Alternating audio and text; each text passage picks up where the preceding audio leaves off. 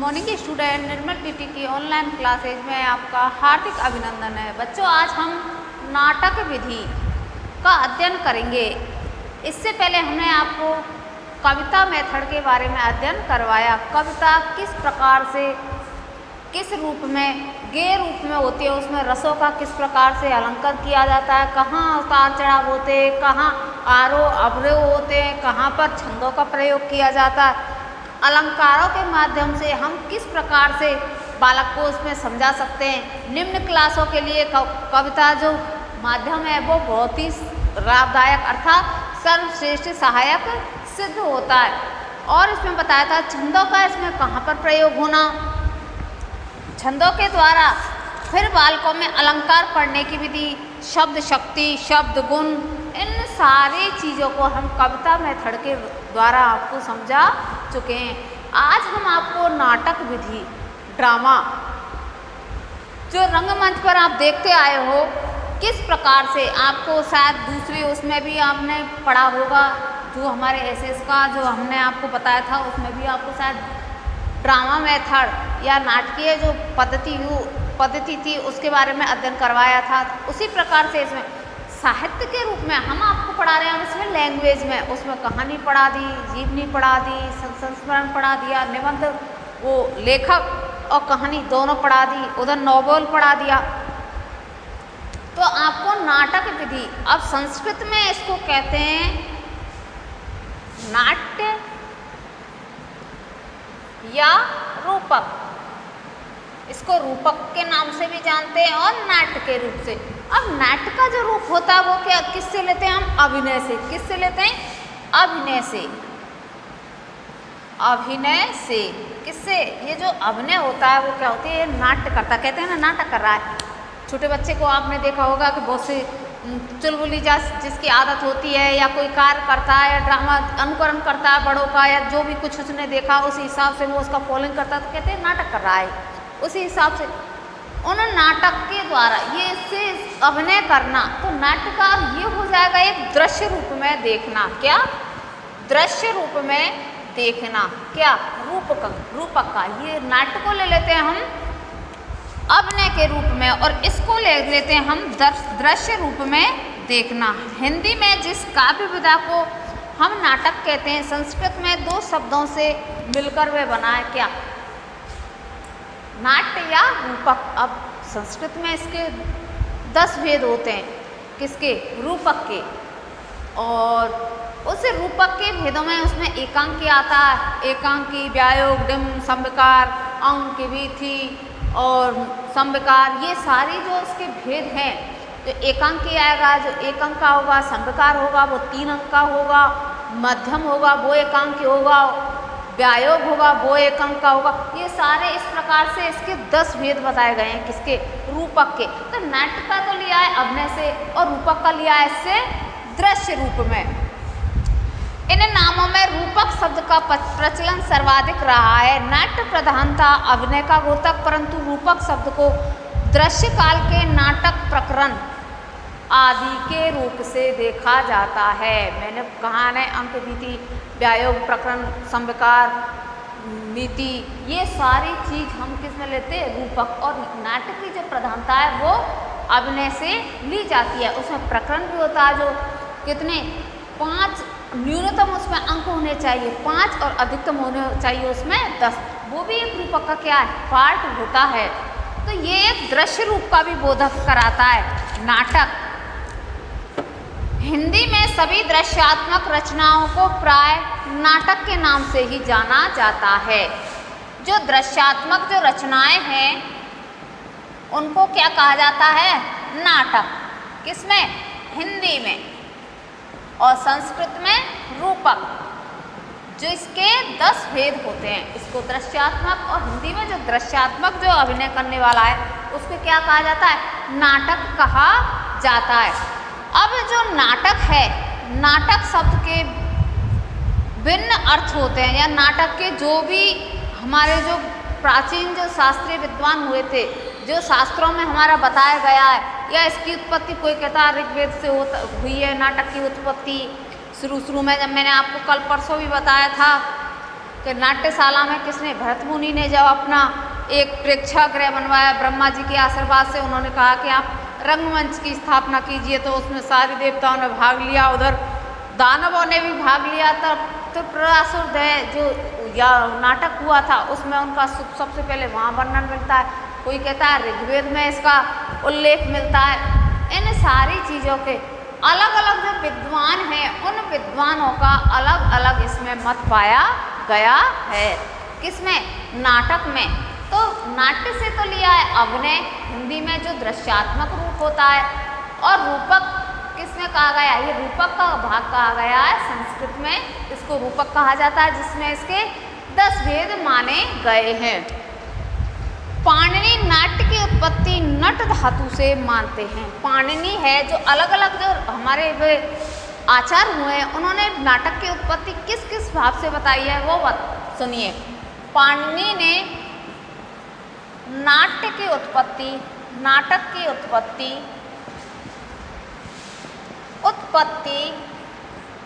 नट धातु से बतलाई गई है। नट धातु से किससे बतलाई है? नट। जैसे एक सूत्र आता है संस्कृत में युवोर नाकौ, तो युवोर नाकौ जो सूत्र है, नाकौ, तो जैसे इसमें यू है, यू का तो हो जाएगा अन, और इधर युग का हो जाए या वे का कर लो, इसका हो जाएगा अक, और अचोनीति से वृद्धि करके इसमें हो जाएगा, जो पहला जो वर्ण होता है उसमें हो जाता है न के स्थान पर इसमें ए है, तो वृद्धि करेंगे तो क्या हो जाएगा? ना हो जाएगा। और इसमें युगोर ना को सूत्र से अक जोड़ दिया जाएगा तो क्या बन जाएगा? नाटक। ये टे क्या होता है? हलंत होता है, तो ऐसे बन जाता है इसमें क्या? नाटक। नाटक की उत्पत्ति जो जिस प्रकार से पाणिनीय ग्रंथ में बताया गया है या पाणिनि ने अपने अनुसार से दिया है वो कहा गया है। ये तो उनकी एक कारिका है, उसमें बताया गया है कि युगोर ना को एक सूत्र है, यू के स्थान पर तो हो जाता है अन, और वह युग के स्थान पर हो जाता है क्या? अक। तो जहाँ अक होगा तो अचोन्नति जो शब्द है उससे हम क्या कर लेंगे? इसमें वृद्धि कर देंगे न की आ की, तो न ए है, ये पूरा हलंत होता है। इसमें अगर इसको बना देंगे ऐसे तो बन जाएगा पूरा न, क्योंकि आधा वर्ण होता है व्यंजन वर्ण है, और स्वर के मिलने से ही पूरा वर्ण हो जाता है, तो बन गया न। अब न बन गया तो इसमें जैसे नट है तो इसमें अचोन्नति से वृद्धि कर देंगे, हो जाएगा ना, और अक इसमें जुड़ जाएगा, बढ़ जाएगा क्या? नाटक। तो ये तो कहा है पाणिनि ने। पाणिनि ने कहा है नाटक की जो उत्पत्ति है वो नट धातु से मानी गई है। अगले जो विद्वान हुए हैं वो मानते हैं कि रामचंद्र गुणचंद ने नाट्य दर्पण में इसका उद्भव, रामचंद्र ने नाट्य दर्पण में, नाट्य दर्पण में, रामचंद्र गुणचंद ने नाट्य दर्पण में इसकी उद्भव बताया है, नाट धातु से माना है। कौन सी धातु से माना है? इसकी उत्पत्ति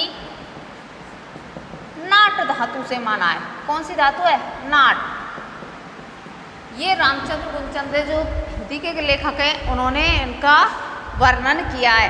वेबर और मोनियर विलियम्स का मत है कि नट धातु, जो पाश्चात्य विद्वान हुए हमारे वेबर वे मोनीलियर, इन्होंने नाटक की जो उत्पत्ति है वो कहा गया है इन्होंने कि नट धातु और नृत धातु का प्राकृत रूप है। उन्होंने क्या कहा है? जो नट धातु है, ये जो नट धातु है वो जो नृत धातु है ना हमारी, उसका ही क्या है? प्राकृत रूप है। प्राकृत रूप ये किसने कहा है?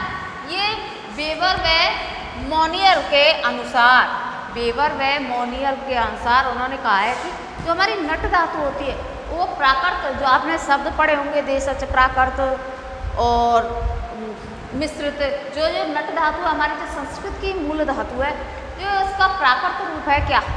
प्राकृत रूप नृत से इसकी उत्पत्ति मानी गई है।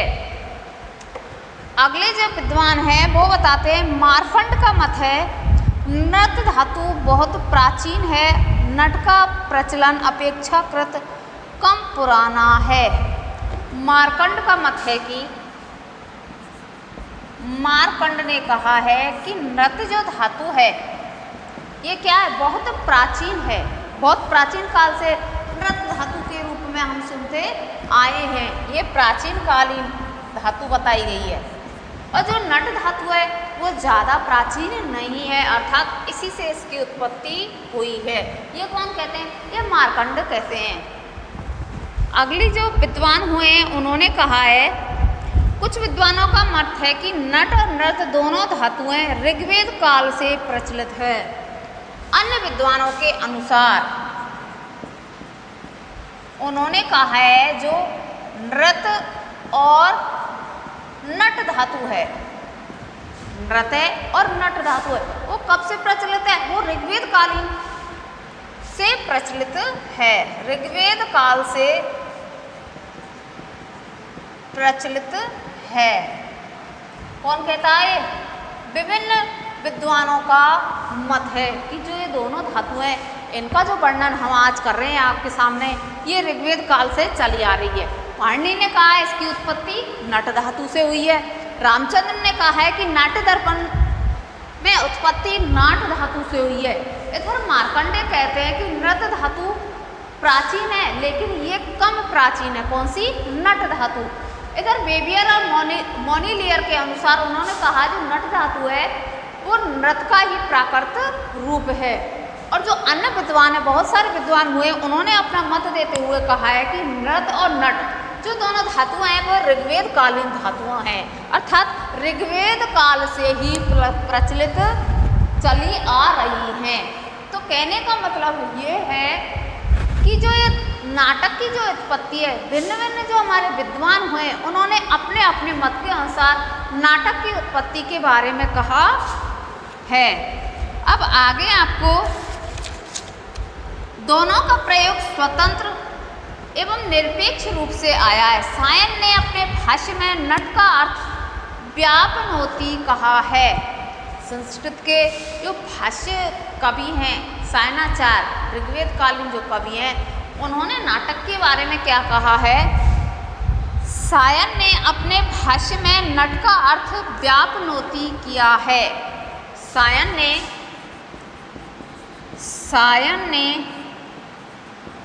अपने भाष्य में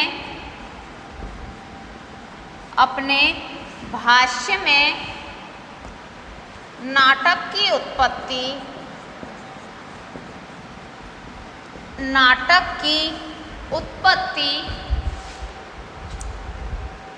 भाष्य में नट का अर्थ व्यापनोति, नट का जो अर्थ है वो व्यापनोति किया है। क्या किया है, व्यापनोति किया गया है। सायन ने अपने भाष्य में कहा है कि नाटक की उत्पत्ति है या नट की जो उत्पत्ति है या नट का जो अर्थ है वो है व्यापनोति, और नट का अर्थ गात्र विक्षेपण। नट का तो अर्थ उसने बता दिया क्या, व्यापनोति, इसका अर्थ तो व्यापनोति होता है, और नृत का अर्थ होता है उन्होंने बताया था कि गात्र विक्षेपण। नृत का उन्होंने अर्थ बताया गात्र विक्षेपण। ये किसके अनुसार है, ये सायनाचार्य ने अपने भाष्य में दोनों जो नट और नृत जो धातुएं बताई गई हैं उनका अर्थ बतलाया है। इससे ऐसा विदित होता है कि वेदोत्तर काल में दोनों धातुएं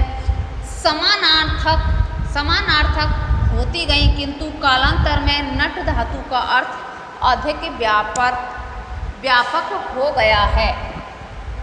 वेदोत्तर काल, उस काल में जहाँ वेद प्रचलित थे तब इन दोनों का अर्थ व्यापनोति और गात्र विक्षेपण अर्थात उत्पन्न करना, अर्थात अपने नाटक की रंगमंचर अभिनय करना, दोनों का अर्थ एक ही है वेदोत्तर काल के अनुसार।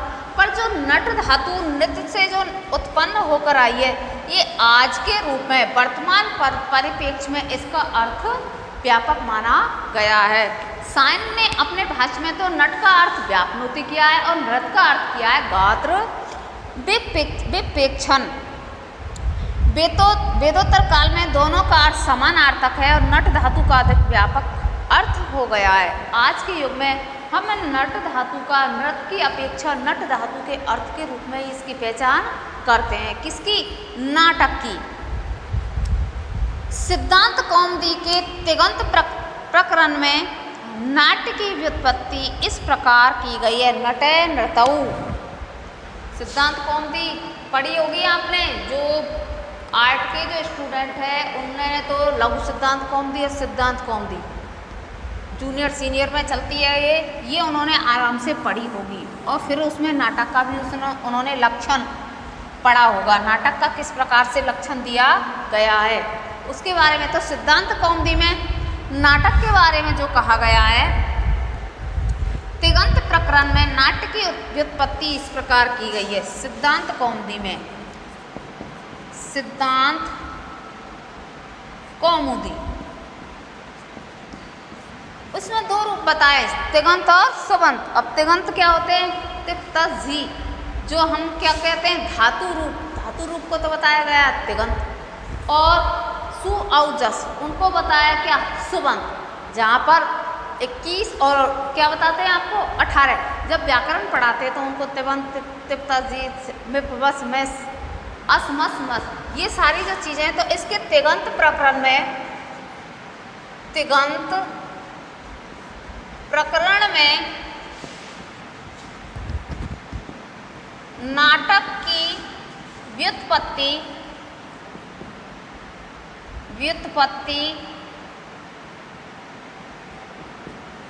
नाटक की व्युत्पत्ति नटौ व्याप्रतौ, क्या कहा गया है?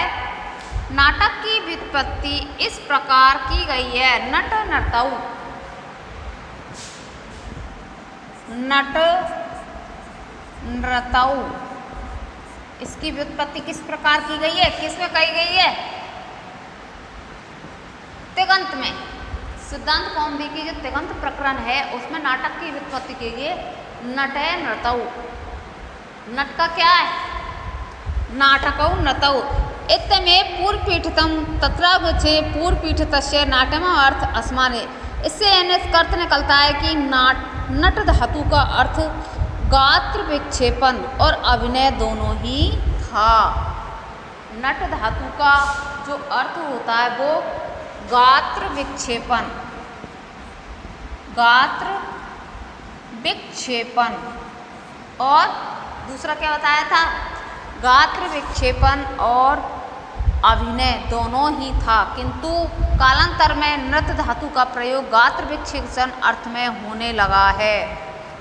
दोनों का मैंने क्या कहा है? वो ही अभिनय से हो जाएगा, इसका भी अभिनय और इसका भी अभिनय।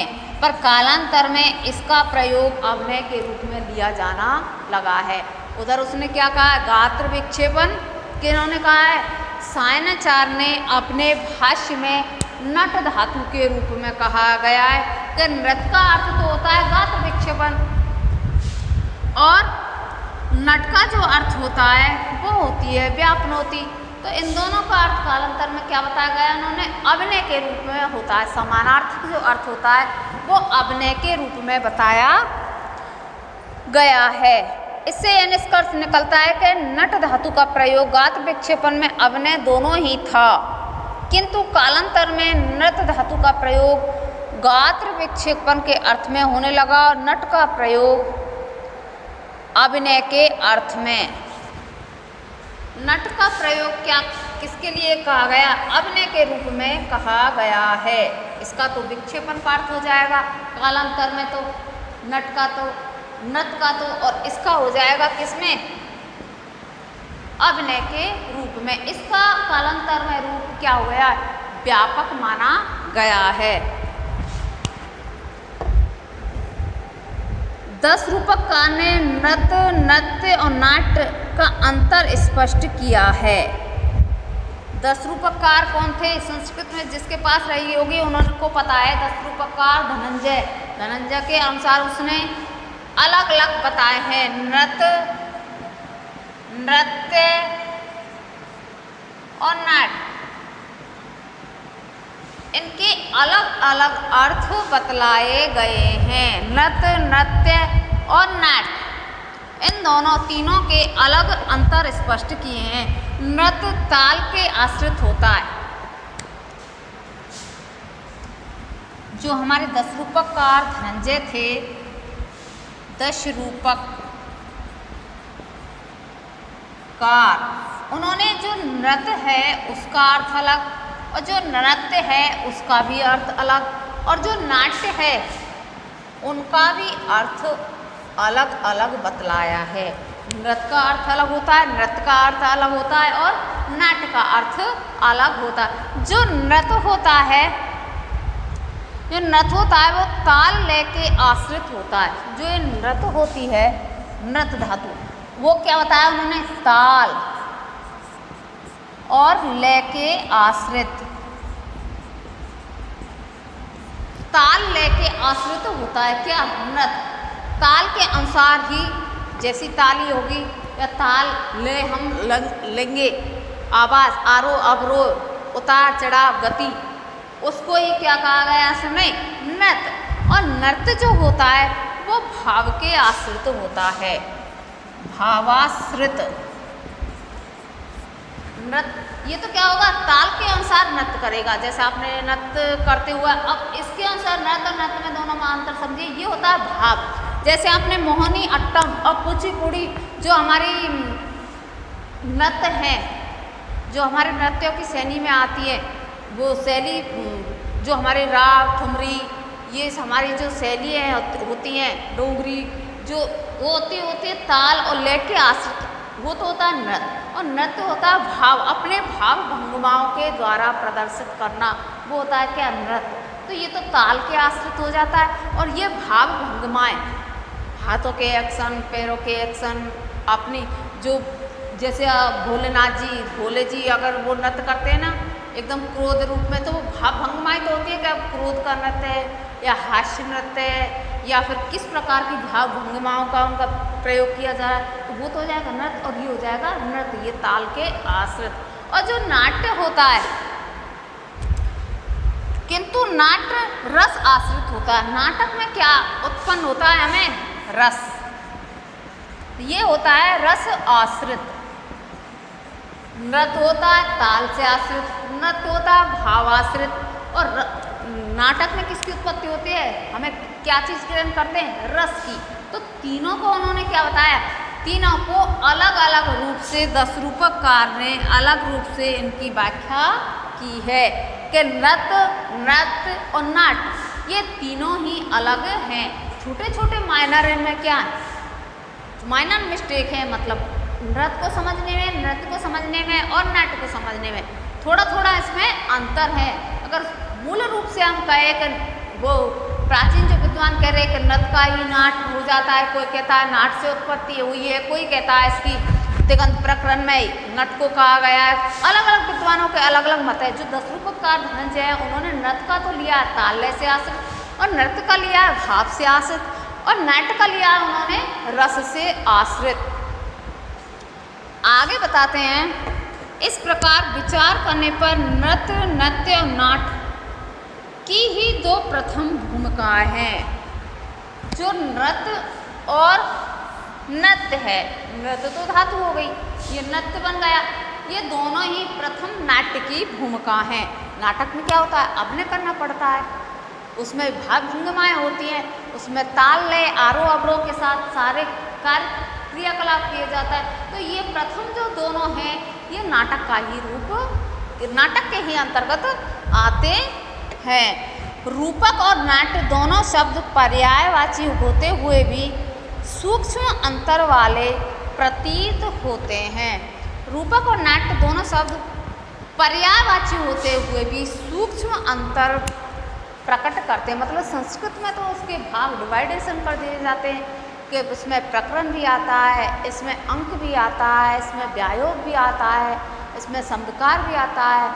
और जो नाटक है और रूपक है, उसमें सूक्ष्म अंतर करते हुए उसका पर्यायवाची अंतर पर्यायवाची होते हुए भी सूक्ष्म अंतर प्रतीत होता है। नाट्य में अवस्थाओं की अनुकृति को प्रधानता दी जाती है, किंतु रूपक में अवस्थाओं की अनुकृति के साथ साथ रूप का आरोप भी हो जाता है। तो नाट्य होता है उसमें अवस्थाओं की अवस्था बताई गई संस्कृत नाटक के अंतर्गत। अवस्था भी है, बीज प्रकृति प्रकरण, वो सारी जो अवस्थाएं हैं उनके बारे में बतलाया गया है। किसमें? नाटक के रूप में। नाट्य में तो अवस्थाओं की अनुकृति का प्रयोग किया गया, अर्थात उनकी ही प्रधानता की गई, किंतु रूपक में अवस्थाओं की अनुकृति के साथ साथ रूप का आरोप भी किया गया है।